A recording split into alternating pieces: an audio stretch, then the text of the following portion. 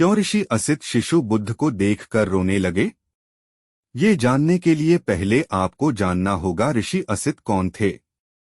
गौतम बुद्ध के दादा सिंहानु के सलाहकार और पादरी के रूप में ऋषि असित थे। वह शुद्धोदन के शिक्षक थे और फिर उन्होंने अपने पिता की तरह उनकी सेवा की।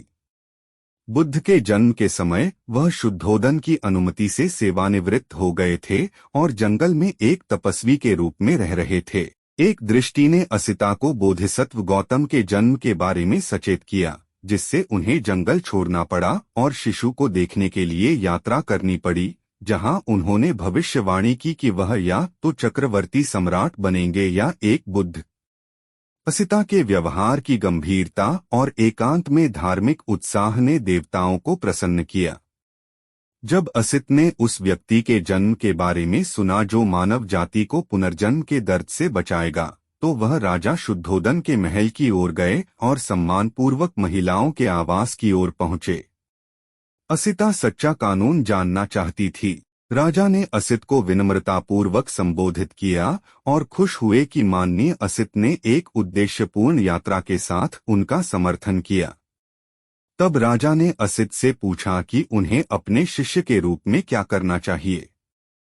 असित ने बताया कि राजा के बेटे का जन्म राजा की उदारता, दयालुता और बूढ़े बुद्धिमान लोगों के प्रति कर्तव्य के प्यार के कारण हुआ था।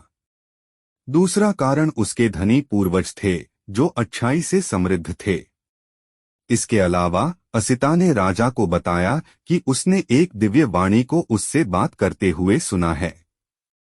इससे पता चला कि शाक्यों के राजा का एक नवजात पुत्र था जिसके पास सच्चा ज्ञान था।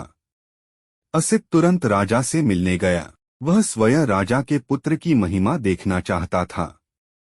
साधु ने खुशी से घोषणा की, हे महान, उदार और मेहमानवाज राजा, आपके साथ ऐसा हुआ है क्योंकि आप कर्तव्य से प्यार करते हैं और क्योंकि आप बुद्धिमानों और उम्र से भरे लोगों के प्रति हमेशा दयालु रहते हैं। यह आपके साथ इसलिए हुआ है क्योंकि यद्यपि तुम्हारे पूर्वज भूमि से समृद्ध और सोने से समृद्ध थे, फिर भी सर्वोपरि गुण से समृद्ध थे। हे राजा, मेरे आने का कारण जानो। और आकाश में मैंने एक दिव्य वाणी को बोलते हुए सुना और कहा, एक बेटा हुआ है। शाक्यों के राजा के यहाँ एक पुत्र का जन्म हुआ जिसके पास सच्चा ज्ञान होगा। मैंने ये शब्द सुने और मैं आया और अब मेरी आंखें शाक्यों की महिमा को देखेंगी। खुशी से राजा बच्चे की धाय के पास गए और बच्चे को असिता के पास ले आए। राजा ने देखा कि राजा के पुत्र में सर्वशक्तिमानता के चिन्ह हैं। आगे देखने के बाद असित की आंखें आंसुओं से भर गई और उसने अफसोस के साथ आह भरी, अपनी आंखें ऊपर की ओर स्वर्ग की ओर कर लीं। असित को रोते हुए देखने के बाद राजा को अपने बेटे के लिए डर हुआ।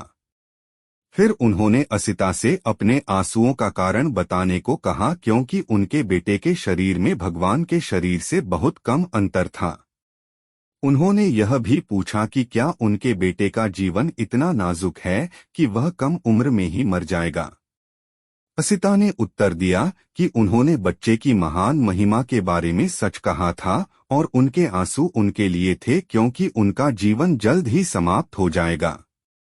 फिर भी राजा का शक्तिशाली पुत्र पुनर्जन्म की बुराई को नष्ट कर देगा। बच्चा अपनी ईश्वरीय शक्ति को समर्पित कर देगा, अपने जुनून को नियंत्रित करेगा, सत्य को समझेगा और उसके ज्ञान से पहले दुनिया से त्रुटि गायब हो जाएगी।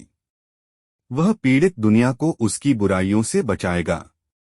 उसका ज्ञान उसे उसके कर्तव्य की ओर ले जाएगा, जो अपने ज्ञान को उन व्यक्तियों के सामने प्रकट करना होगा जो उससे इसके लिए बेताब थे।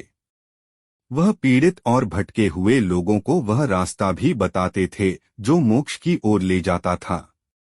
फिर वह भावुक व्यक्तियों को आजाद करेगा जो अपनी इच्छाओं के गुलाम थे। वह दुनिया को भी आजाद कर देगा क्योंकि उसके पास पूर्ण समझ होगी।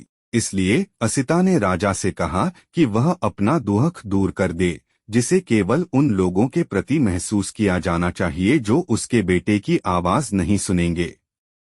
इस कारण से असिता ने आगे कहा, मुझे रोना आ रहा है कि मेरे गंभीर चिंतन और प्रार्थनाओं के बावजूद मैं आपके बेटे के संदेश और कानून को कभी नहीं जान पाऊंगा।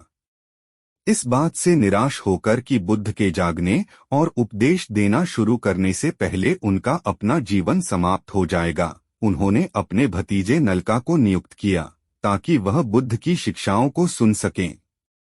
नलका को ललित विस्तार में नारददत्त कहा गया है। इसके अलावा महान राजा उस व्यक्ति पर दया करें जो चिंतन और प्रार्थना की उच्चतम अवस्था तक पहुंच गया है, फिर भी आपके बेटे की आवाज नहीं सुन पाएगा।